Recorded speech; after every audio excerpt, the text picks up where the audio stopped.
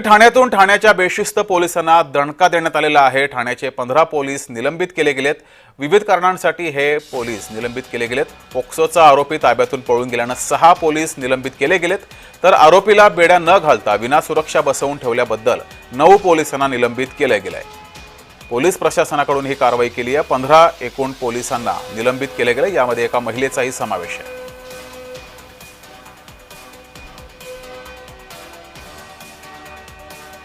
एकंदरीत पाहिजे झाले तर ही सर्वात मोठी बातमी आहे। या ठाणे पोलिसांचा गलथान कारभार जो आहे तो समोर आलेला आहे।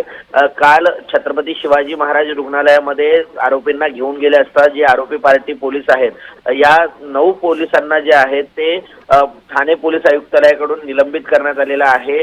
खरं तर 7 आरोपी ते घेऊन गेले होते, मात्र त्यातले 2 हे फरार असल्याची माहिती मिळत होती। मात्र ते 2 फरार नसून एक जण बाहेर विना सुरक्षा बसवला गेला होता, तर दुसरा जो आरोपी आहे तो त्याच ठिकाणी होता। मात्र जे पोलीस त्याला बंदोबस्तासाठी होते ते फोनवरती बोलत असल्याची बाब उघडकीस आली। एका डीसीपी ऑफिसरने सिव्हिल ड्रेसवर जात ही सगळी धक्कादायक बाब जी आहे ते उघडकीस आणल्यानंतर हे 9 पोलीस अधिकारी 9 पोलीस कॉन्स्टेबल जे आहेत ते निलंबित करण्यात आलेले आहेत। त्यामुळे आता हे जे कैदी आहेत यांना देखील मोकाट सोडलं जातंय की काय, अशा प्रकारचा सवाल आता उपस्थित होतो आणि याचमुळे ठाणे पोलीस आयुक्तालयाकडून ही मोठी कारवाई जी आहे ती या पोलीस कॉन्स्टेबलवरती करण्यात आलेली आहे।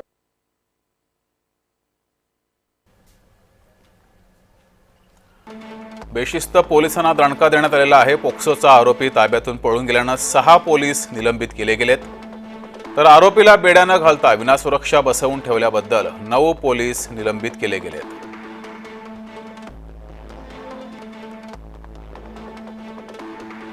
एकूण 15 पोलिसांना निलंबित केले, यामध्ये एका महिलेचा सुद्धा समावेश आहे।